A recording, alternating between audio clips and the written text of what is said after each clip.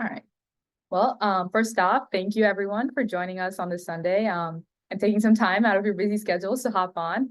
Hopefully this meeting won't take too long. We're just going to be going over some important stuff about dues, how dues are structured, and then also how to update your rosters on the MUC and then eventually pay for dues this service year. So, but yeah, so let's get started. For introductions, in case you guys don't know who I am, my name's OJ Reddy, and I'm the district secretary this year. My pronouns are she, her, and I'm majoring in biomedical engineering at NJIT. And a fun fact about me is that I have a black belt in Taekwondo. Okay, I'll go next. So hi guys, if you don't know me already, my name's Anushka.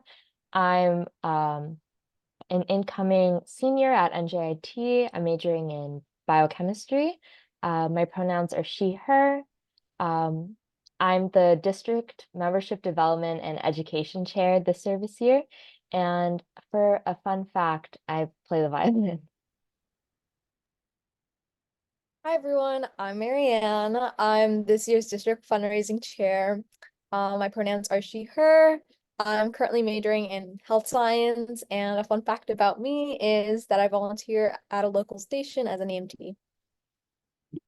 Yay. All right.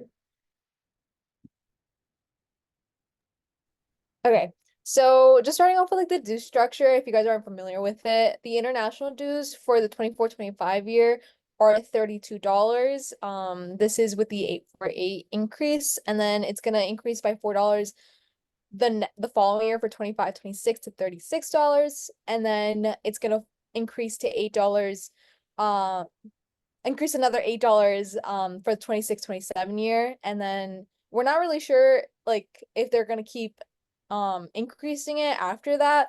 So it might just stay at 44. It also depends on what gets passed at Icon. So next Icon, which a lot of us might be attending since it's right next to New Jersey, we might be doing maybe a 0 increase. So I would just keep on lookout for anything that changes with international dues. But this is what it's gonna be if nothing else gets changed. For district dues, it did just recently get passed. We did a House of Delegates in the beginning of August, and we all unanimously voted for it to become lower from $10 to $2 per member. So that is what we're gonna do tentatively for the 24-25 year, to help offset the $8 increase from international. We still need approval from Kiwanis and Circle K International, so we will let you know within the next couple weeks. But I think we did get approval from Kiwanis. Yeah. So Yes. we're waiting for international right now, but as soon as something's finalized on that end, you'll definitely hear an official announcement from all of us. Yeah, so very exciting news. Hopefully that gets passed very soon because I know the MUC will open up very soon. But yeah, it's currently undecided how we'll structure the dues for the 25-26, but that'll be a decon problem probably for Sonia and the rest of us.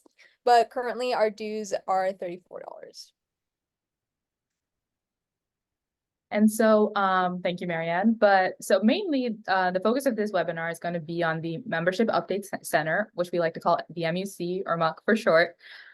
Essentially, the Kiwanis One portal, for if people aren't already aware, I know the secretaries are aware, but in case the treasurers aren't aware, is basically a reporting system that Kiwanis International uses to keep track of all of its student leadership programs. So that's Key Club, us as CKI, and then also Builders Club, Action Club, all of them. So that's why it's very important that we do all of our reporting through here too, so that one, you guys are updating your district board with all the progress that your club is doing, and also the international board can see this, and eventually the Kiwanis board and everyone can see it essentially. So the Membership Update Center is one specific section of the portal, and this is where clubs would be updating their dues paid membership and also officer information. So it's very important that you guys make sure that this section is updated consistently. So as you get new members and things that are paying dues, as well as if there's any change in your e-board, you have to also update it on here, mainly for the president, vice president, secretary, and treasurer, because your access to the various sections of the MUC varies based on the role you hold. So if you are in one of these 4 categories, then you have to make sure that you have access to the necessary stuff on the portal. And like I mentioned, the people that have access to the Dues Update Center on the MUC is the president, the club secretary, the treasurer, the faculty advisor, and the Kiwanis advisor. So you have to make sure that the correct people are assigned these roles on the portal so that they have access to what they need. Next, we're just I'm gonna walk you guys through the entire process from like how to set up your account in case you don't already have one on here to all the way to paying dues once the dues season starts later in October. So this is the Kiwanis One portal. So when you after this meeting's done, I'll be sharing this recording, the slides, and important links too. So you can use the link to the Kiwanis One portal. And when you click on the link and get to the Kiwanis One portal, this is what you'll see. So if you haven't set up your account, so this is your first time here, you'll see that there's a set your password here section. So that's where you'll click first. And you'll use the email that you gave when you became a dues paid member and set up your account there. And once you have that set up, you can just sign in normally every time going forward. And when you log in, this will be like the homepage. It'll have your information, your school, your member ID, and things like that. And you'll also be able to access like CKI resources and things on the side tab here. And so the Membership Update Center is a second tab that you see. And once you click on that, it will take you to this dashboard. And this is like the landing page for the Membership Update Center. And if you scroll down on that page, you'll see all your club information about your advisors, the club officers, and then contact information for your club and things. So this is where I said, like, if there's any change in your leadership, then you would update who the president is, who the vice president is, the secretary, and the treasurer on here. This is from NJIT, hence why you'll see the people from there, from when I was club president and secretary. So that's where the screenshots are from. But yeah, so that's for the club leadership stuff. So you want to make sure, I can't stress this enough, that you want to make sure all of this information is always current and up to date because it's tied to your access to the Kiwanis One portal and the Membership Update Center. So, but yeah. And then the next step would be to update your club roster. So this step is very crucial because this is where the actual information for all your dues paid members will be inputted. So the first thing you're going to do is to go to the membership tab. So next to the dashboard, there will be a members tab that you can click on, and that will take you to this page. And once you click on there, you can scroll through and basically once you've collected all the information from your general members, you're going to make sure that this list is up to date. So what you're going to do is if someone is getting carried over from the previous dues paid year and are going to be a dues paid member this service year too, if they're already in the system, you can click on the pencil icon next to their name and edit any kind of information that might be missing. But let's say somebody graduated or someone is not going to be returning as a dues paid member this service year. What you're going to have to do is you're going to have to delete them all first from your roster, from your old roster. So the way to do that would be essentially searching for them in your entire roster, selecting all the people that you want to delete by just clicking on the little box next to by the end of their name. And then once you have everybody selected, you're just going to click on the delete button. It will ask you, are you sure you want to delete these people? You're just going to click yes and then go forward. So that's first. You have to make sure that you remove all your old members that are not going to be dues paid members, just so that you can make sure you're not paying for any duplicates or you're not paying for extra members that are not actually part of your club, which is going to be very crucial. And once you've deleted all the old members, the next step is to add in the new dues paid members. To do this, there's two ways to do this. One way is just clicking on add a new member. And when you click on that little tab underneath the members section, it will take you to this page. So this is how you can input one new member at a time. So when you're doing this, the required information that the form will ask you to be able to save in a new member are their first name, their last name, their birth date, the city, state, and country. So for the city, state, and country, you can always just put in the location for your school. You don't necessarily need to get their personal home addresses. But it won't let you save them as a new member until you have all these information when you're adding a new member through this method. And other information that is always good to collect is their email and their graduation year, because email, just so that you have that information to reach out to them whenever you're doing something specific to dues paid membership. And the graduation year is another way that other secretaries that are going to and take your spot later on can also just keep track of the people that have graduated and things, and so that they can ensure that they're not paying for people that are no longer part of the club. So that's one method of how to add in a new member. Another method is the bulk add member. So for this, you can, once you've collected all the information for all the people that you're going to be paying dues for this semester, instead of adding them in one at a time, say you have like 30 people, adding them at one at a time would get tedious. So what you're going to do is you go to the bulk add section. And for the bulk add section, the required information, although there's no asterisks here, I'm pretty sure you need all of this information for you to be able to add all the people in. So you're gonna have to have their first name, last name, emails, birth date, gender, and then graduation year again. One thing to keep in mind when you're doing this is once you click save, in the case that they already have an account registered for either Key Club or Circle K, it will pull up saying that it has found a duplicate or things like that. If you're sure that whatever it's saying that the duplicate that is found is the same member, then you can say replace. It will give you an option to replace whatever information you put in. But if you don't think it's the same person, then it would be wise to say you essentially override that and input them as a new member into the system. And that would just reset everything and assign them a membership number and treat them as a new member. So if you're sure that they're a new member, go for it and just override the system. But that's just one thing I wanted to specify, because that way you can ensure that all the correct members are getting added to your roster and you're not adding any duplicates either and having to end up paying for more members than you actually have. And then once all the members have been inputted for the service year, and I'm saying this that you can always keep adding new members. This is essentially when that early bird deadline comes around or the regular dues deadline comes around and you have a lot of members to add, you would go through this process. But this tab and all these sections will always be available for you throughout the service year. But once you have most of your dues paid members information gathered, you want to make sure you put it into the MUC and update your roster.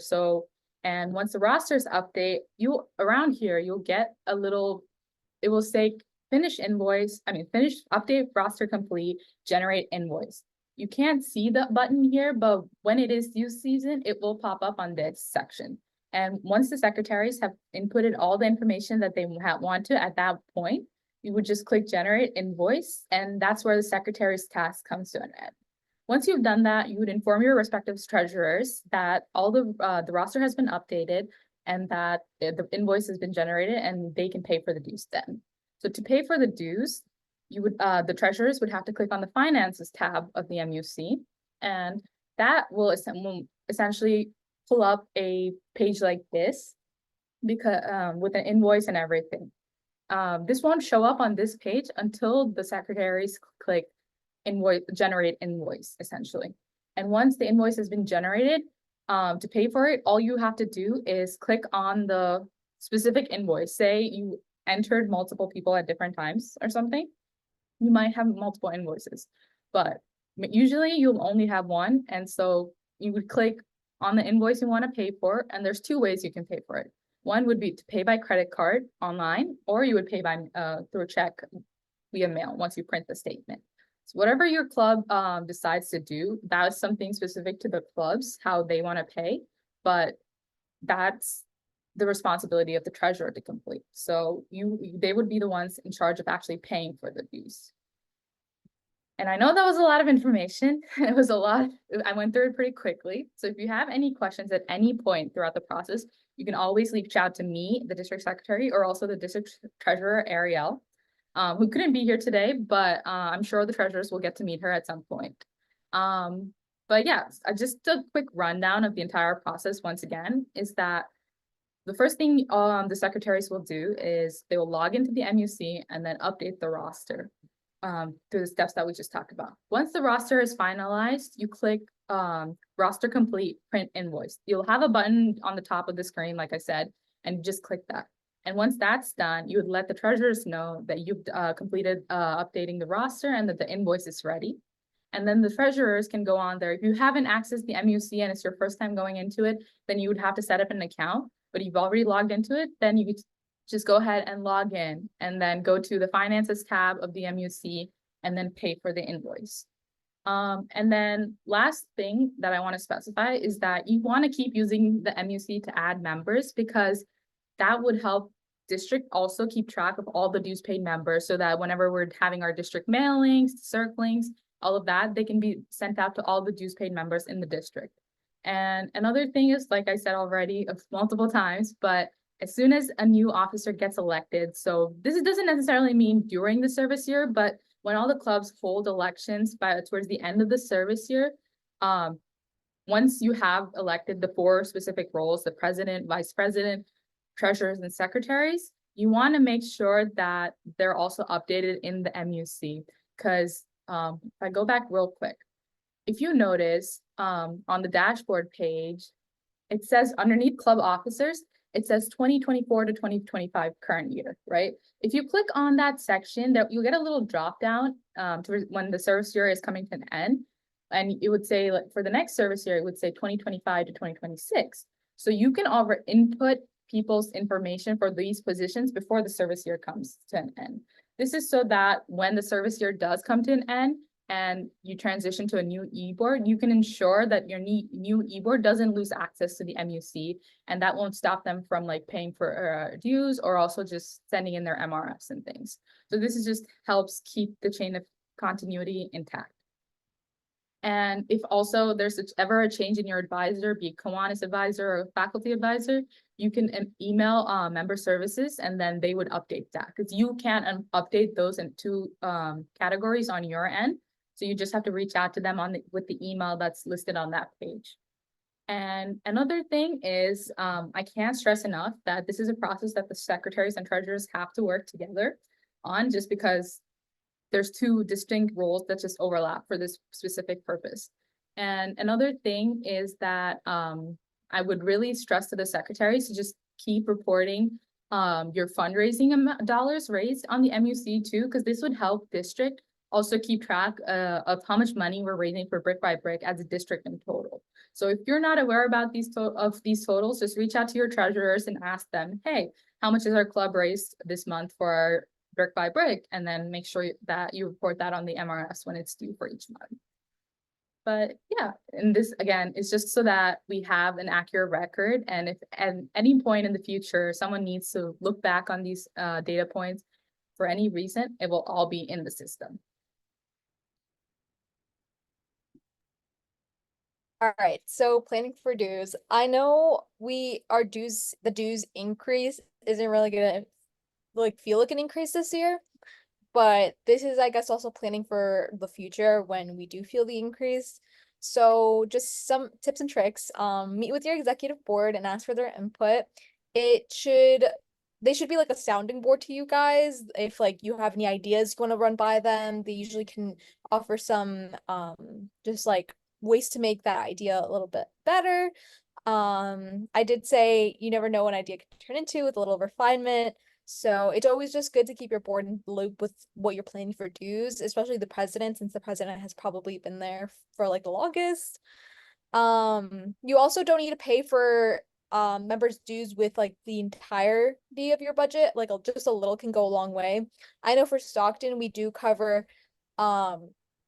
like a good chunk of their dues. So I just came up with like a little example. So if dues are I think that's a typo. I meant 34, right? They're 34. Yeah.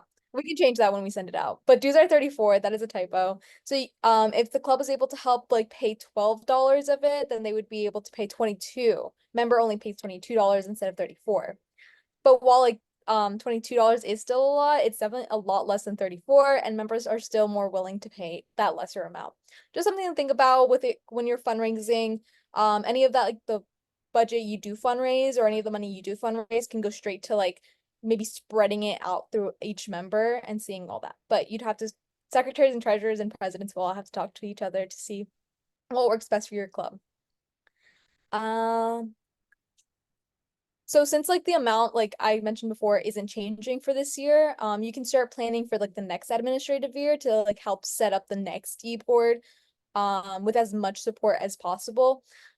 it's important that the club's next e-boards are ready to fuel this dues increase. So if you start fundraising this year for next year, I think they will thank you in the long run, just because I know our dues increase is going up by a little bit. I know district might increase their dues again back slowly, going up to $10, and then we'll also feel the international dues raise. So it's a little bit of a hit, but if you start planning this year to like cover or to feel less of that, then I think that would go a long way. I did say like keep a little bit of an emergency fund. So if you want to keep like your fundraising for your club separate from your fundraising for any charities you're doing, that would be also a good idea. And I will fix the amount right now. Thank you. Yeah, thank you, Marianne. No worries, but yes.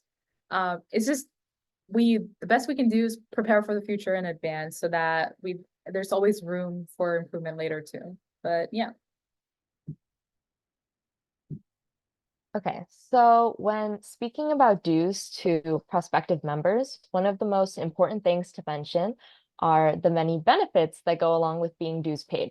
And so these benefits range from on a club level to a district level, and then all the way to international. So on a club level, dues paid members can be more involved in their home club, interact with fellow members who might share similar interests to them, pursue club executive, committee chair, or committee member positions, and participate in coordinated service projects and fellowship activities. On a district level, dues paid members can attend district-wide events like Insight, Decon, divisional rallies, that sort of thing, and get to meet CKI members from across New Jersey. Dues paid members can also have the opportunity to network with CKI alumni, apply to NJCKI scholarships, pursue district executive board and committee chair positions, and receive awards and recognition for their home club officers and members. On an international level, dues paid members have the opportunity to travel to CKI events across the country. Being on like a part of like the international side of CKI also like ultimately gives members the chance to advance as leaders. So going from like the club level, then to the district level, and maybe eventually to the international level. Members also have access to Qantas insurance. They can apply to other CKI scholarships and receive international awards and recognition for their home club, district board members, club officers, and general members. Okay. So continuing off of how to pitch dues to members, we want to stress how important it is to cater to the interests of potential members and focus on what ultimately keeps students particularly excited about CKI. So for instance, when speaking about dues to students, it's important to appeal to maybe whichever tenet of CKI might most interest students.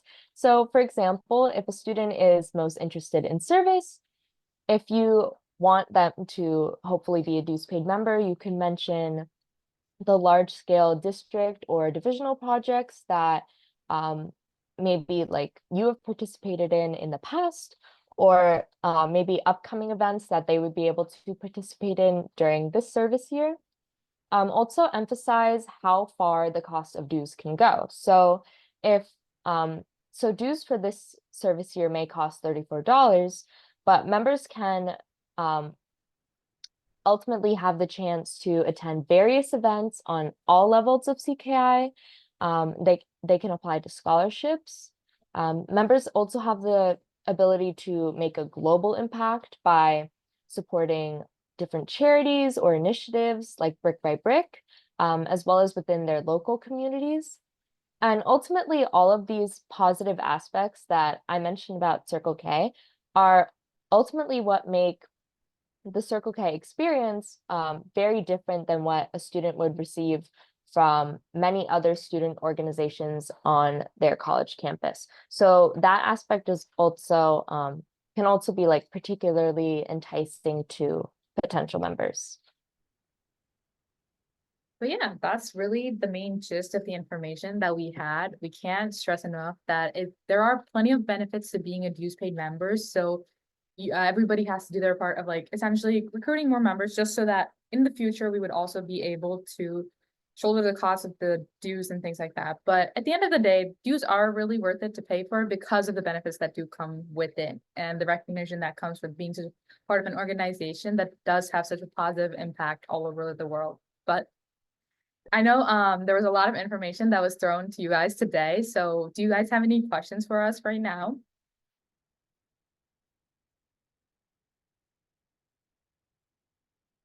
And it's okay if you guys don't have any questions right now, because me and Ariel are here to help you guys through this entire process of paying dues and stuff. So, oh, there might be something in the chat. Let me just check.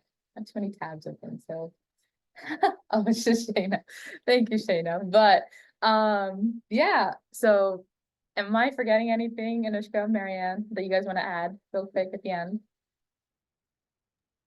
One other thing that I wanted to add about pitching dues to members, I don't think we mentioned this already, but just to be sure, something that some of us have talked about before is that when you and like your executive board decide how you want to bring up dues to students, something that some of us have discussed is making sure that maybe not to mention it too early on in the semester, just because, especially if you aren't, if your club isn't able to fully sponsor the cost of dues, just like the mention of like having to pay dues and what like the cost like being $34, sometimes that can turn away students from wanting to join Circle K.